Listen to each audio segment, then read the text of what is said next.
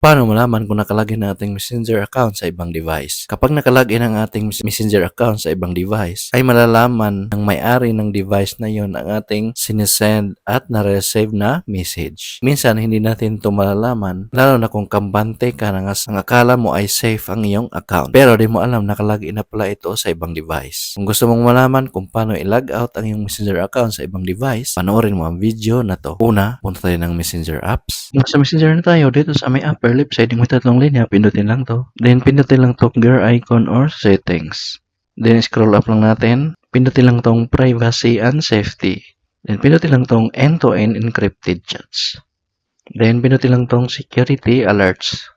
Then, pindutin lang tong view all logins. So, dito natin makikita lahat ng device kung saan nakalagin ng ating Messenger account. So, halimbawa, kung may device kayo na hindi ginagamit, nakalagay dito, halimbawa itong 12 Pro Max, so kailangan natin i-log out. So, kung may nakita kayong ganito, ay magpalit ka agad kayo ng password. Pero bago kayo magpalit ng password, ay pinutin nyo muna yung device na to na hindi nyo ginagamit. So, halimbawa, itong iPhone 12, pinutin lang natin. Drag lang natin pataas. Ayan, dito makikita yung log out. So, log out nyo kaagad at magpalit kaagad kayo ng password.